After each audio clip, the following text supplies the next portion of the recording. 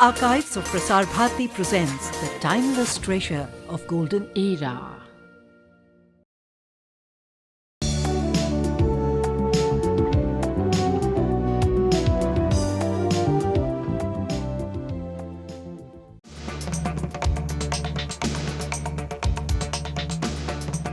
The dome of the Nayak's palace, a rich Roman crown for ancient Madurai.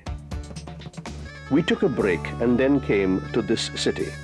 It is as embellished with heritage and history as the soaring gate towers, the vimanas, of the magnetic Meenakshi Temple, one of the most venerated shrines in Tamil Nadu in southern India.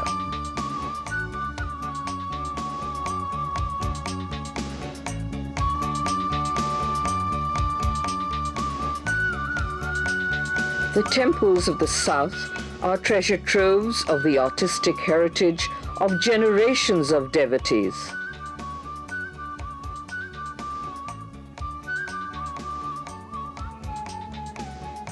There are so many sculptures on the temple's gate towers alone that if you spent a minute on each, you'd need more than a single lifetime to see them all. Or so devotees believe. Even the sunlit corridors are galleries of meaningful legends enshrining historic and possibly prehistoric truths. In this tank, just off the corridors, the works of aspiring scholars were once placed on a raft of gold. If they stayed afloat, their author was made a member of the Tamil Sangam, the famed academy. This could be a reference to the sinking of the reputed mother continent of all mankind. In more historic times, Meenakshi was a Pandyan princess whose devotion to Lord Shiva won his heart, and they were married, as this sculpture shows. Here too is a fearsome portrayal of enraged mother goddess Durga. She is kept cool by impacted butterballs. And a priest with pharaonic features holds votive flames for people to share its spiritual radiance. A few steps away is the sculpture of Harihara, Lords Vishnu and Shiva portrayed together. Scholars contend that this great temple became a focal point for the reconciliation of the two contending faiths of Vaishnavism and Shaivism, merging in the eclectic way of life called Hinduism. The temples of the south, apart from being places of worship, are also civic centers. There is a busy shopping arcade within the protecting walls of the temple. It is strong on religious wear, but with a fair selection of more secular goods as well.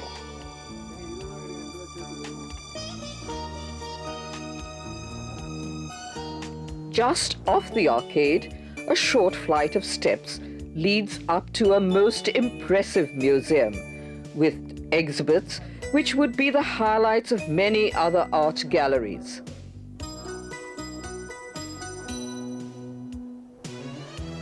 Here, there is a remarkable collection of bronzes, as well as storytelling paintings. This tank is known as the Mariamman Teppakulam. It is almost as large as the Meenakshi Temple. Every year, the float festival is held here and it is filled with water from the Vaigai River. Another yearly celebration is the wedding of Lord Shiva and his Pandyan bride during the famed Chitrai festival.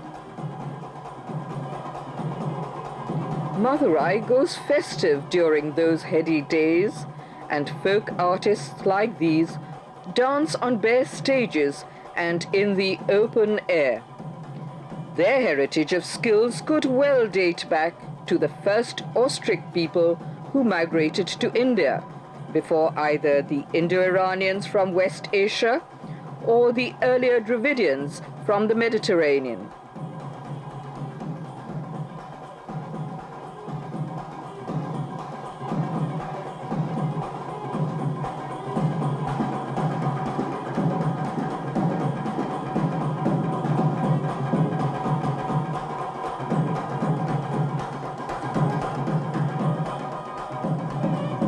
With awesome skill, he chops a banana balanced on his assistant's throat.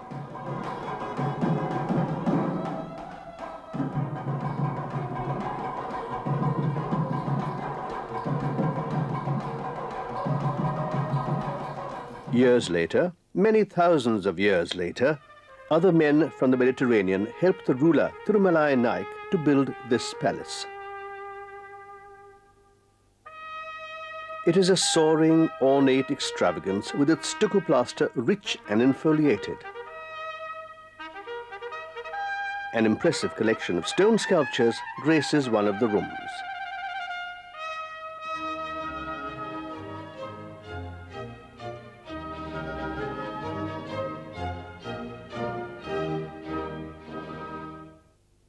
At night, however, its character changes. The Sonnet Lumière recaptures the tales and exploits of historical times, now enshrined in legend.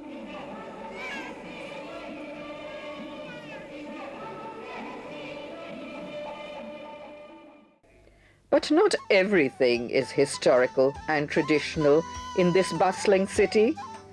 Though saris are dyed in the traditional way, waxed block designs add an innovative dimension.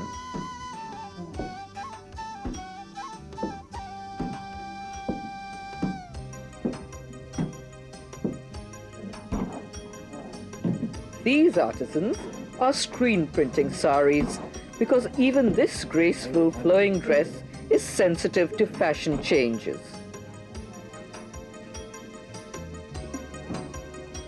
These are the famed Chungri saris of Madurai, ranging from 200 rupees upwards.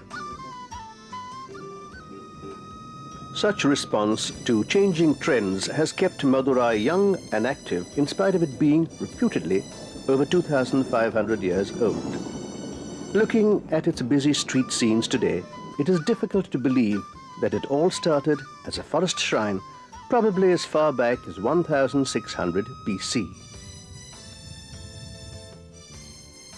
There are not many wooded areas left in Madurai today, though a luxury hotel atop its own green knoll is cool and shaded, offering excellent views of the city, with prices ranging from 1,650 to 2,500 rupees AC double. For the more budget-conscious, there are hotels like this government-run one, offering rooms at 300 rupees AC double. Visitors to Madurai have the choice of flying in or chugging in by train or driving down the interesting roads of Tamil Nadu. Madurai is served by buses from all over the state. It is also a good gateway to the Palni Hills and its charming little hill station, Kodaikanal, 120 road kilometers from Madurai. On the way up to the hills, we were on a modern road laid on an ancient tribal trail.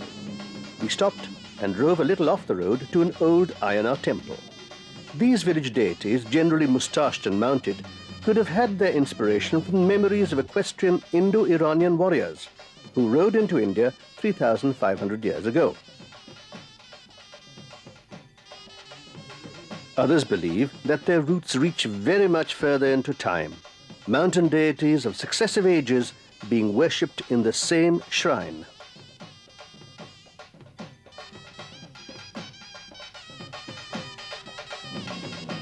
Back on the road, we began to climb into the wooded mountains. Generally referred to as sholas or ravine forests, these are really semi-tropical to temperate, largely evergreen jungles. Stopping at the wayside hamlet of Uthu, we admired the golden star fruit, green avocados, luscious rumphel, and the delicious rose-flavored bananas. Driving through these forests, we were wreathed in the aroma of earth and of growing things like a garden after the first drizzle of spring.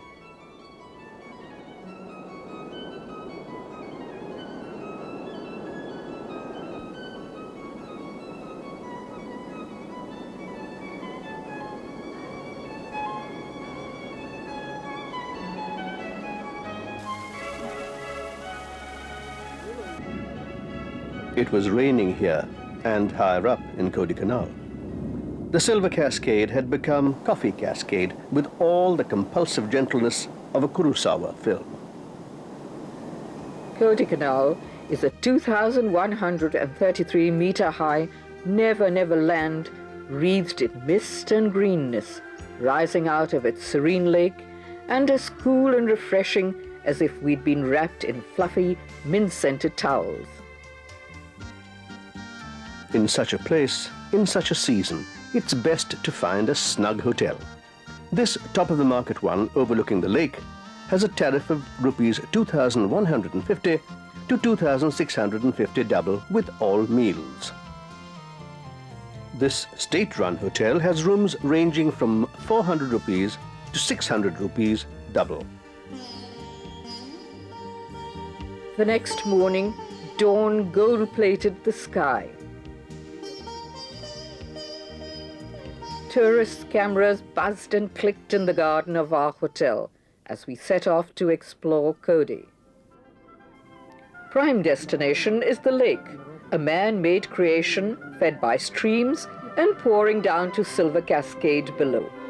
Most people head for the boats. There is a wide choice: shikaras, pedal boats, or rowboats.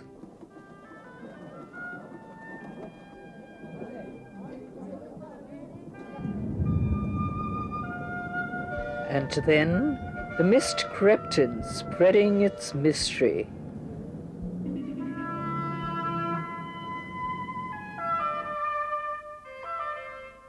The lake is all things to all people. You can eat pink candy floss, sticky sweet and cloud soft. You can cycle around it, wobbling a bit.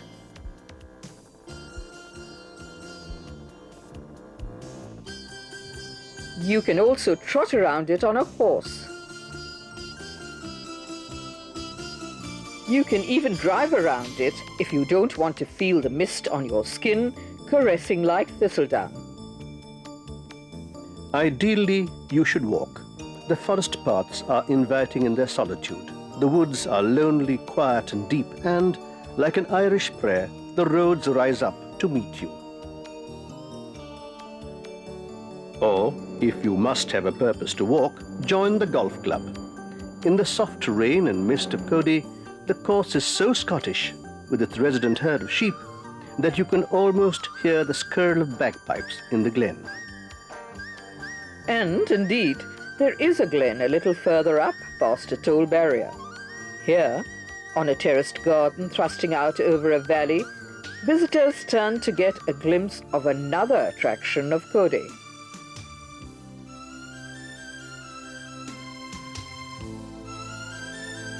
Wait for the mist to clear. Ah, there they are. Towering pillar rocks. And if you want to believe that they are two giants petrified into immobility, your imagination will lend enchantment to the view. To ward off the chill and damp, buy astringent eucalyptus oil. Flame it and take a deep sniff to see if it's genuine, as Dorothy Mendonça did.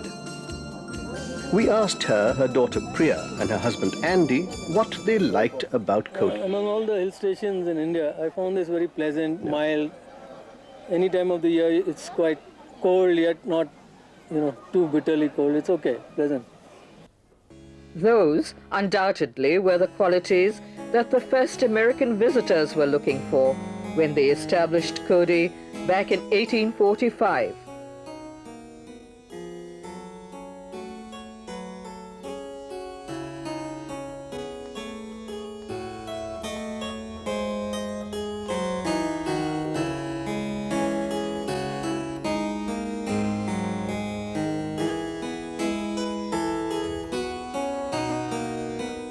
They built this church.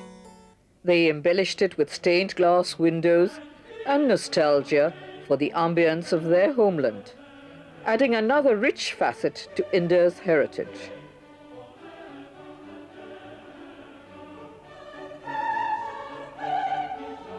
It was built in 1888 and dedicated in 1892.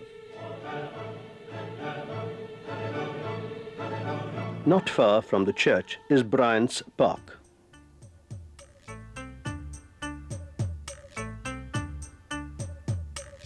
Its glass house was filled with flowers and foliage.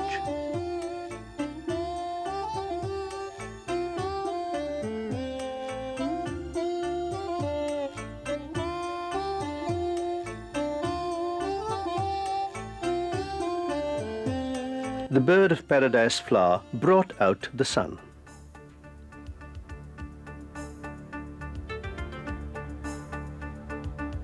The garden became alive with tourists' colour and laughter.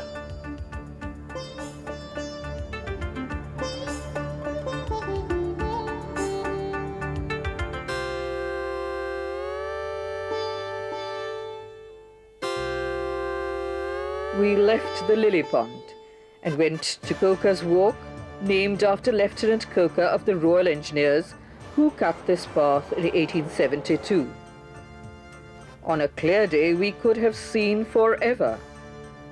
But on this morn, we saw visitors like us, breathing the pure, unpolluted air.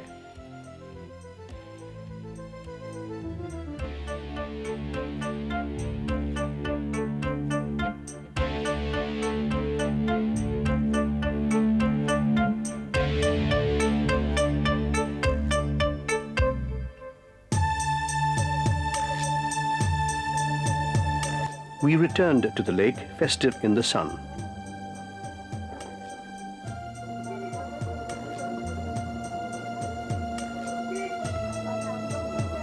You can hire mopeds and cycles.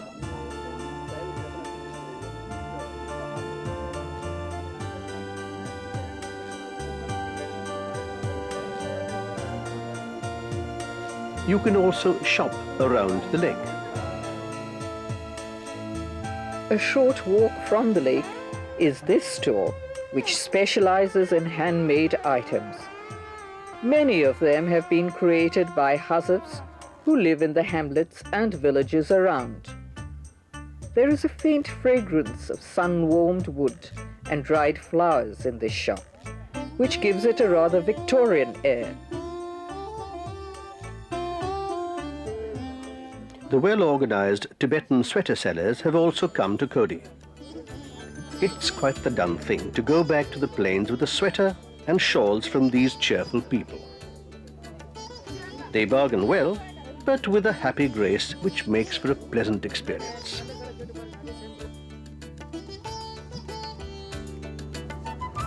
We drove around Kodi for the last time, looking at the old houses which gave it so much of its special character. And then we headed down the hill.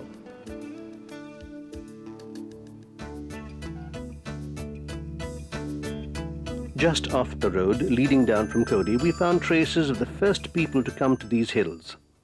In the small museum run by the Jesuits in Chambéguenot, a dedicated old scholar had crafted models of 3,000-year-old stone circles.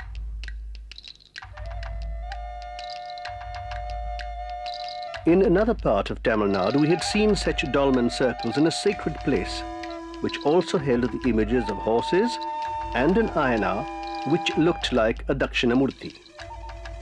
Clearly, there is an underlying continuity in mankind's search for the unknown.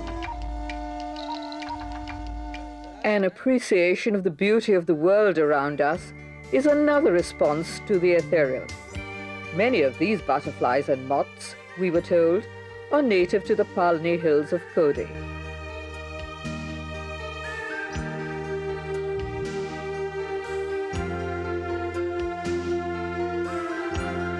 The delicate beauty of butterflies could have inspired stained glass windows.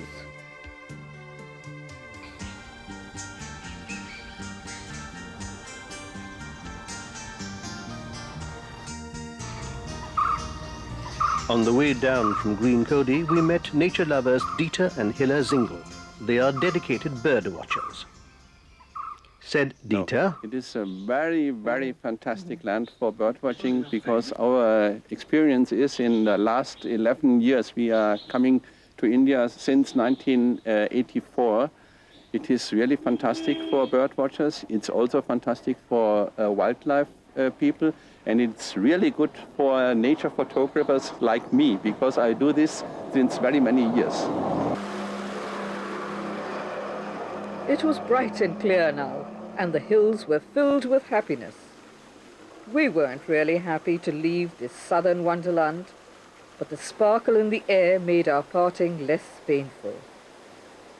The air was filled with the sound of laughing water. Children searched for a gurgling brook.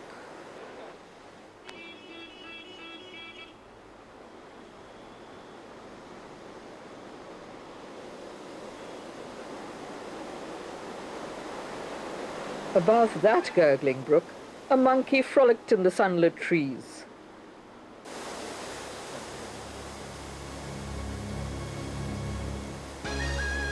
Silver Cascade was burnished bright again, scrubbed clean of the brown tarnish of silt.